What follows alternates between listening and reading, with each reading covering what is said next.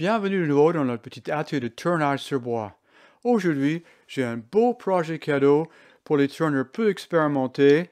C'est une petite Formule 1 pour enfants. La bonne nouvelle, c'est que la plupart de ce projet va être tourné avec une gouge à dégrossir. Maintenant, pour ceux qui ne connaissent pas encore les techniques pour obtenir une belle coupe de finition avec votre gouge à dégrossir, je vous conseille vivement de regarder ma vidéo Si on tournait du bois, 12e partie, vers 6 minutes 56. Je vous donne un lien ici. Et là, vous allez découvrir les secrets pour obtenir cette belle coupe. Maintenant, pas de stress. Brigitte et moi va vous emmener étape par étape dans cet sympathique et facile projet. C'est un peu long, mais vous allez apprendre pas mal de choses. Bon, on y va? Pour réaliser ce projet de jouet, je choisis de le faire en noyer. Donc, moi, j'ai un morceau de bois qui fait 6 par 6 par 20 cm de long. Donc, ça va faire une superbe petite voiture de course. Maintenant, pour les roues, vous aurez besoin de quelque chose de contraste. Donc, moi, je choisis de Arab Sycamore. Encore un morceau qui fait 6 par 6 par 20 de long. Pour ceux qui ont un scie ruban et ne posent pas de problème pour travailler avec, on peut couper un lamelle de 5 mm d'épaisseur et à peu près 2/3 de la hauteur de ma bolide, je peux mettre une bande blanche, 5 mm de large. Ça va faire très chouette avec les caractères qui sortent et les roues blanches en dessous. Autre chose, on va aussi utiliser l'Arab Sycamore pour tourner le bonhomme qui va piloter notre bolide. Dernière petite remarque, vous aurez besoin d'un bout de baguette ronde, 6 mm, 1 cm de diamètre pour fixer les roues. Maintenant, ça peut tourner ou ça peut être acheté.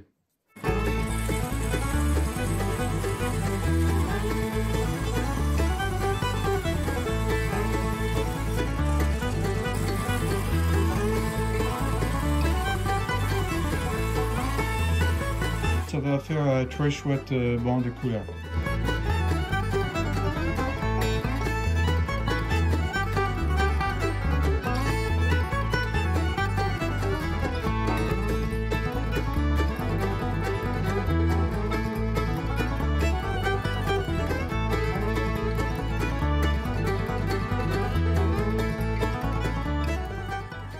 Là, je viens de nettoyer l'excès de colle et ça va rester comme ça jusqu'à demain matin.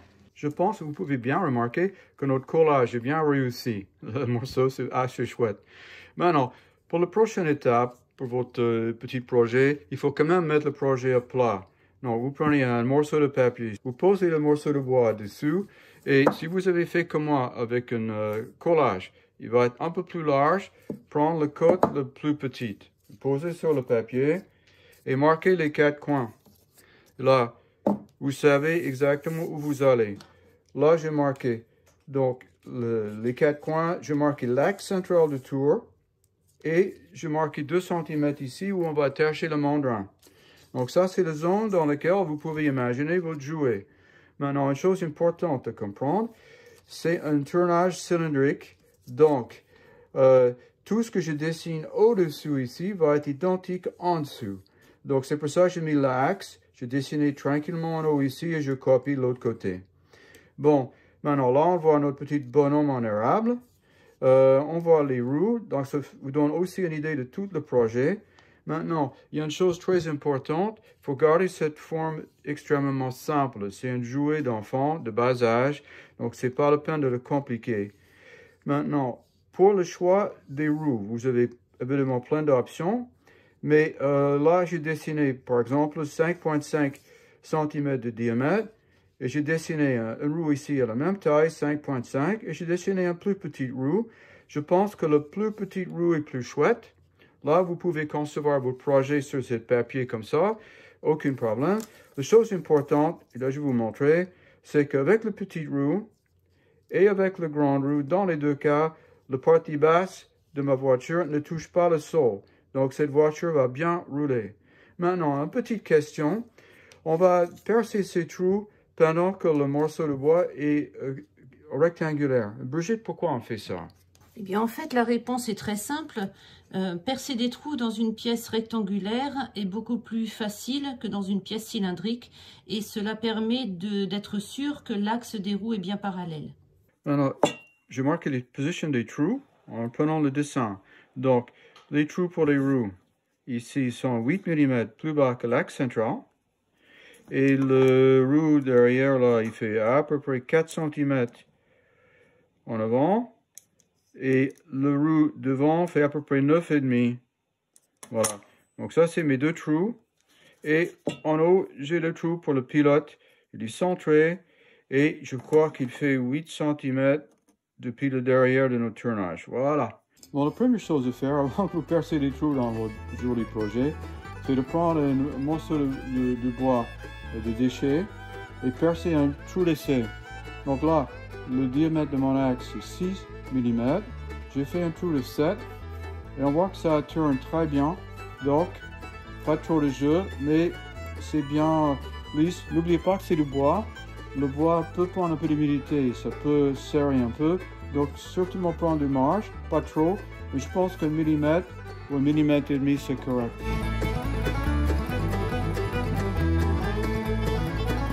Bon, pour percer le trou pour le bonhomme, je vais utiliser un mesh Forstner de diamètre 25 mm. Je vais arranger mon perceuse de colonne pour que j'arrête jusqu'au niveau de ma couche de arable, donc 25 mm de profondeur.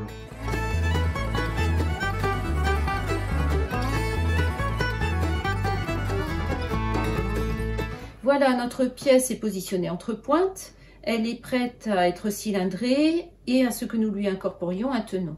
Pour le cilindrage, nous allons utiliser une gouge à dégrossir puisque nous sommes en bois de fil. Concernant ce trou que nous avons fait pour l'emplacement du futur pilote, ne soyez pas inquiets par sa présence. Si vous respectez bien le positionnement de votre biseau, ainsi qu'une bonne vitesse pour votre tour, nous allons tourner dans les alentours de 1000 tours minute. Et bien entendu, n'oubliez pas votre visière de protection.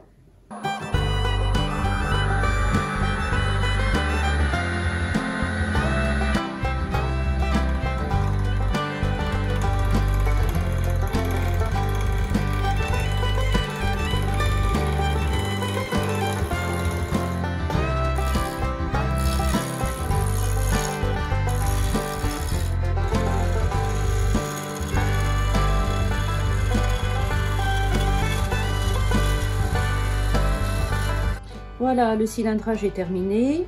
Même au niveau du trou, tout s'est très bien passé. Nous avons tourné aux alentours de 1000 au départ jusqu'à 1300 à la fin. Il ne nous reste plus qu'à faire le tenon.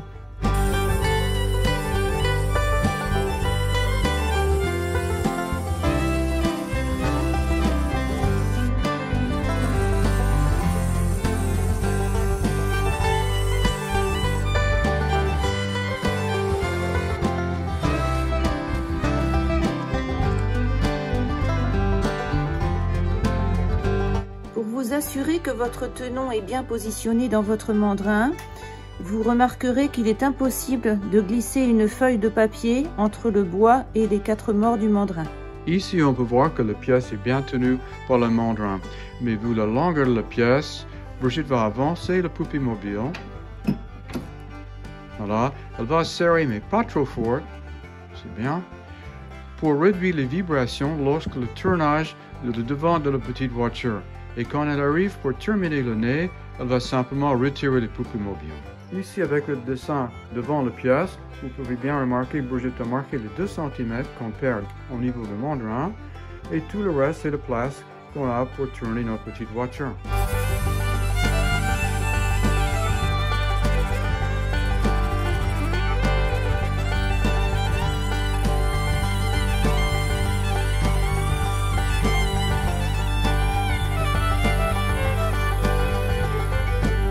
Vous avez pu le voir, nous avons travaillé avec une gouge à dégrossir parce qu'elle nous permet de réaliser facilement une pente douce et uniforme.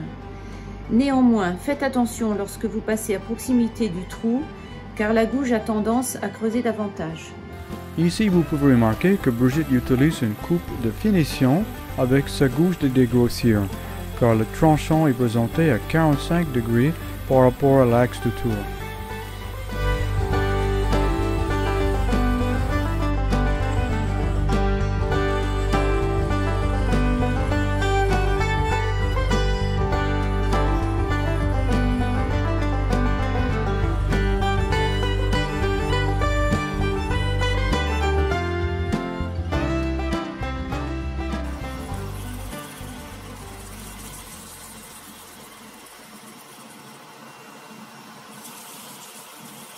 Maintenant, avant de terminer le ponçage et mettre un peu de finition sur notre bolide, il faut quand même qu'on termine l'arrière, mais pas entièrement. On va laisser peut-être 3 cm de matière ici pour que ça ne parte pas tout seul. Et pour travailler sur l'arrière du bolide, je vais utiliser un bédane pour libérer un peu de place ici. Ensuite, avec une gouge profilée ici, et probablement la gouge de dégrossir pour cette pente-là, on va terminer la forme.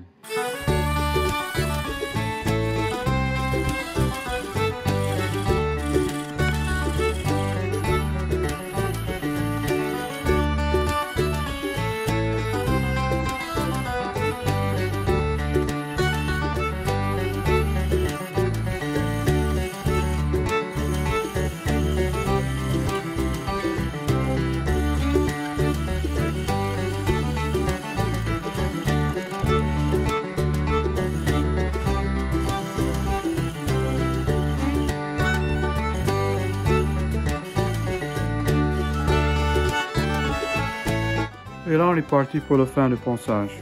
Tout ça, ça va être bien égalisé, c'est pas mal. Voilà, notre voiture est poncée jusqu'à 400. C'est très lisse.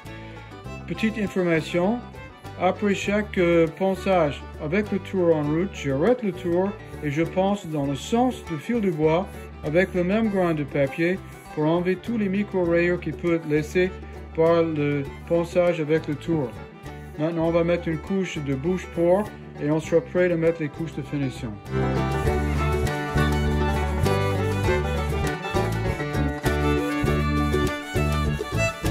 La première couche de bouche-port est bien sèche maintenant.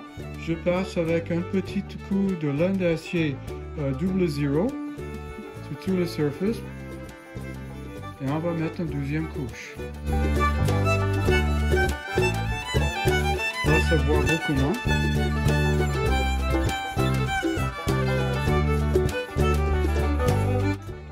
Voilà, je viens de terminer de reponcer avec de laine d'acier double zéro. Juste une petite touche pour enlever le surface de notre bouche-port. Maintenant, on va faire la couche de finition. J'ai acheté récemment chez Baudet un produit anglais. C'est du Hampshire Sheen. C'est de la base de cire de carnauba et c'est correct pour alimentaire et les jouets. Donc on va tenter d'utiliser ça, c'est la première fois que j'utilise. On est censé l'utiliser en bas vitesse sur le tour, laisse sécher et puis après retoucher en grande vitesse pour faire entrer le cire. Je vais mettre une bonne couche. Attention avec les doigts dans la zone du trou, on va arrêter le tour. Et ajouter le cire ici.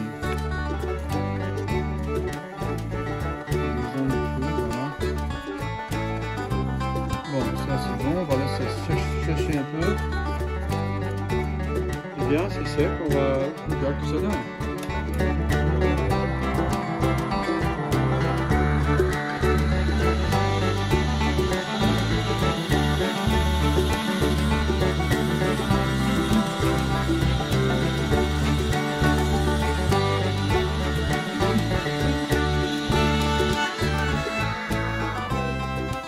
Là, je crois qu'on est d'accord, ça marche. Bon, il faut que je parle un peu ici. Là, il y a une petite zone. Pas mal. Là, c'est carrément... C'est bien. Je vais séparer la pièce avec le grain d'orge en vitesse relativement basse. Si vous n'êtes pas à l'aise avec cette manœuvre, s'il vous plaît, sciez votre pièce. Il nous reste à poncer cette zone-là qu'on va faire avec un disque monté sur le tour à bois.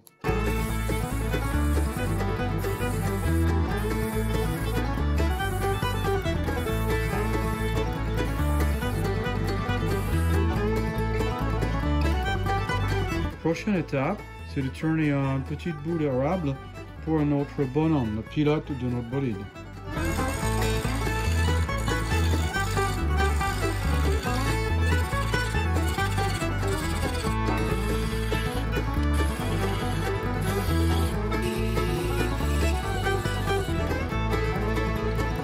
La pièce est bien cylindrée maintenant, juste légèrement en dessous 25 mm de diamètre, donc ça rentre bien dans le placement qu'on a prévu sur le bolide.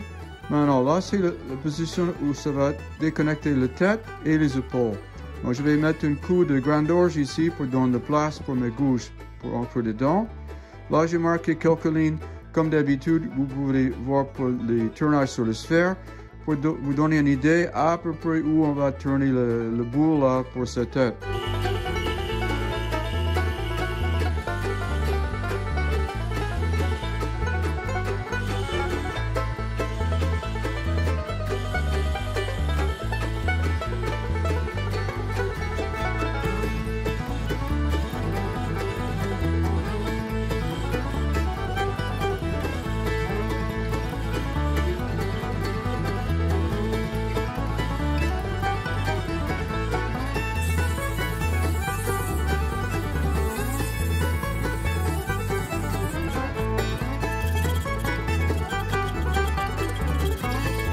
Là, notre pièce est passée. On va remettre maintenant notre bouche pour et après la finition. On enlève un tout petit peu le superflu avec du nouveau l'indacé double zéro. Notre petite bonhomme est prêt pour la couche de finition. Je vais mettre ça en bas vitesse. On va laisser ça sécher. On est prêt pour le polissage. On va monter à grande vitesse.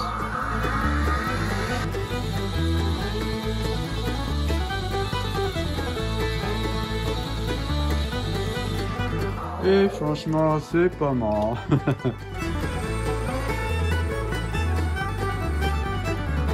Et là, on a fait un bon travail. Le côte est juste. Un peu de colle blanche à l'intérieur. Eh bien, notre pilote est bien assis dans son bolide, mais il manque quelque chose de très critique, les roues. Donc pour ça, j'ai cylindré un morceau d'érable. Donc vous n'êtes pas fini avec votre gouge à dégrossir et votre bédane pour avoir les bonnes côtes. Mes deux grandes roues vont être 5,5 cm de diamètre. Donc c'est parfaitement cylindré, prêt pour ça. Je vais faire les roues d'1 cm de large avec l'extérieur légèrement arrondi. Et on va percer pour tous les roues un diamètre de à peu près 5,5 mm parce que mon baguette que j'ai utilisée, ma baguette fait 6 mm de diamètre et j'aimerais bien coincer les roues sur les bords.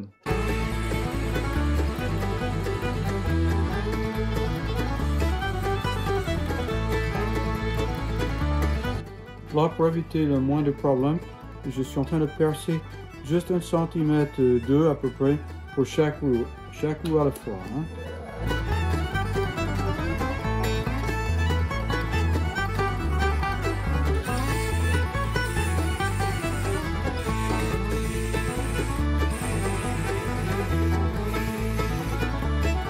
Une remarque importante, quand vous faites les fentes ici avec le grain d'orge, il faut que la largeur de la fente soit 1,5 fois ou 2 fois la largeur de votre grain d'orge, sinon vous risquez de le coincer dedans. Et assurez-vous bien que vous êtes absolument perpendiculaire à l'axe de tour.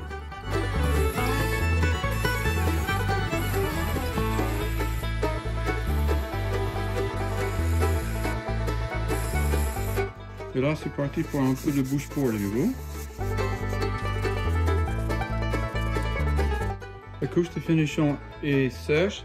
On va augmenter la vitesse maintenant et faire un polissage. Voici les deux roues. On vient de tourner, c'est la roue arrière. On va retourner les roues et vous allez voir quelque chose d'important.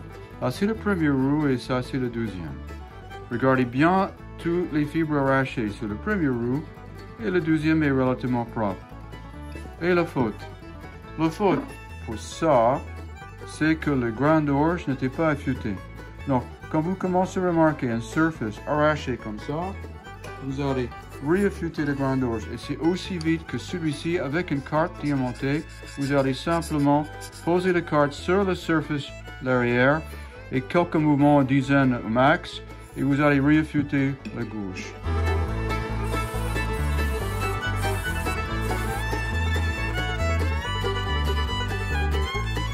Pour la dernière étape, on va débuter par coller une roue sur chacun de nos axes et puis vérifier la longueur avant de couper et coller l'autre côté. Je vais utiliser une petite quantité de colle blanche.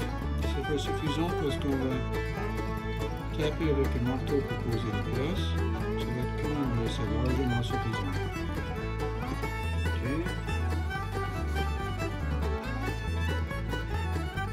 Voilà. C'est bon. On prend le rouleau, sens inverse. On pose dedans et on va taper avec un marteau léger.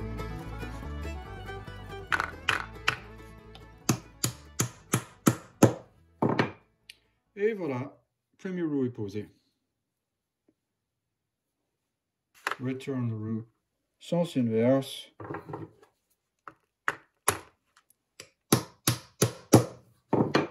Et il est posé. Voilà, avec ce montage avec Brigitte, vous pouvez bien voir où on va couper l'axe. Parce qu'il faut quand même garder une marge entre chaque roue et le bolide. De nouveau, on rajoute une petite couche de colle.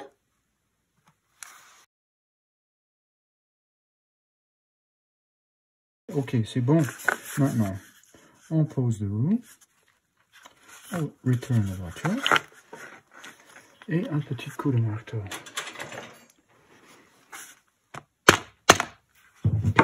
Et c'est fait.